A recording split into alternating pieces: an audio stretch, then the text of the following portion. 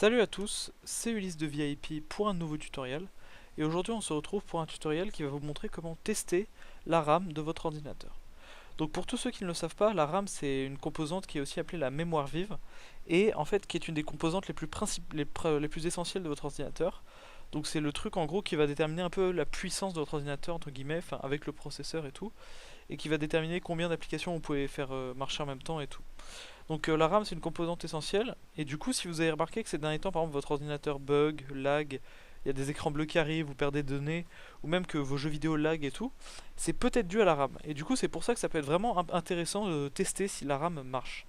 Donc du coup ce que vous allez faire c'est que en fait ce tutoriel sera en plusieurs, c'est un tutoriel assez long, il sera en plusieurs parties donc je vous montrerai. Là il y a une première partie assez courte filmée, ensuite je vous ferai une partie avec capture d'écran et une autre partie filmée à la fin. Comme c'est un tutoriel un peu compliqué aussi, n'hésitez pas à faire pause. Ça peut être un truc vraiment intéressant et enfin, ça peut vraiment être utile.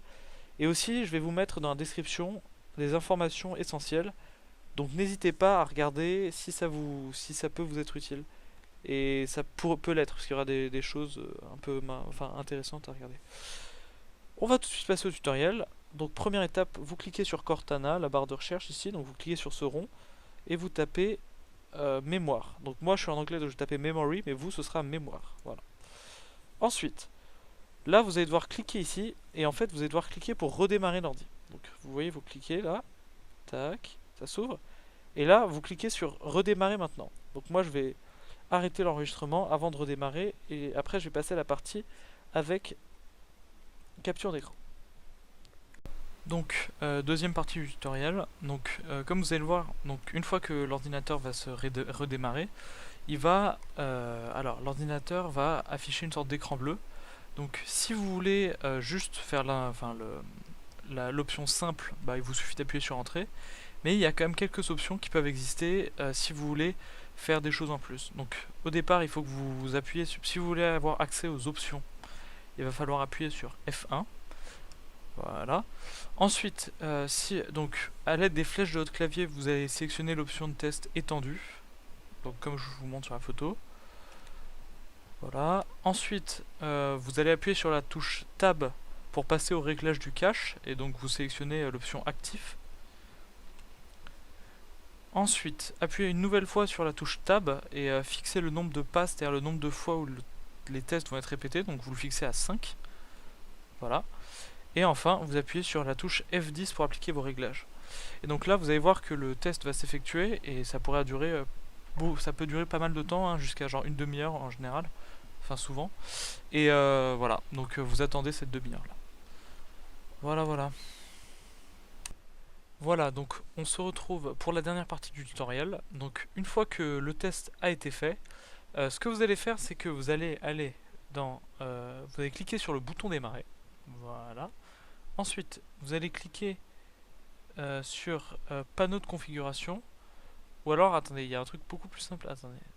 Donc il y a un truc beaucoup plus simple à faire aussi, c'est que vous allez ici, vous allez sur Cortana et vous tapez panneau. Donc moi je suis en anglais donc je vais taper panel, mais vous serez en français, vous allez taper panneau. Donc voilà, on attend que ça s'ouvre. Voilà, donc moi c'est panneau de configuration, control panel en anglais. On attend qu'il s'ouvre. Voilà, donc ensuite vous allez cliquer sur système et sécurité, ici. Voilà, donc système et sécurité. Vous allez cliquer sur outils d'administration. Donc c'est alors en anglais c'est alors il faut que je retrouve ça. Voilà, Administrative Tools. Tac.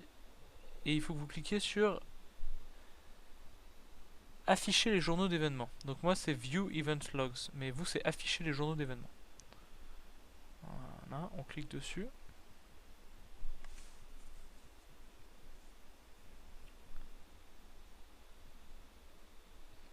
Voilà.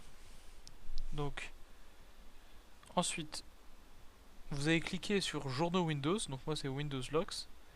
Voilà, et vous cliquez sur système. Oui, exactement, vous cliquez sur système. Tac. Et là, du coup, vous regardez tous les événements qui ont lieu. Voilà, donc on attend un peu, ça met un peu de temps à charger, comme vous pouvez le voir.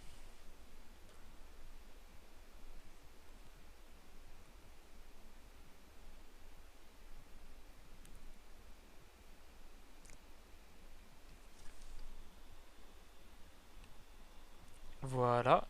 Et donc du coup, ce que vous allez faire, c'est que vous allez cliquer, vous allez dérouler la liste des événements jusqu'à retrouver celui où il y a écrit. Alors attendez. Tac. Voilà. Donc celui où il y a écrit. Alors il faut que je retrouve le truc. Windows Memory Diagnostic Results. Donc je vous écrirai dans la description. Mais en tout cas, alors attends, je vais le mettre en plein écran pour que ce soit plus facile pour vous. Voilà, c'est un peu difficile à retrouver malheureusement. Alors, ok. Donc c'est un truc qui aurait été fait logiquement là. Ouais. Voilà. Alors. Un peu compliqué tout ça, il y en a beaucoup.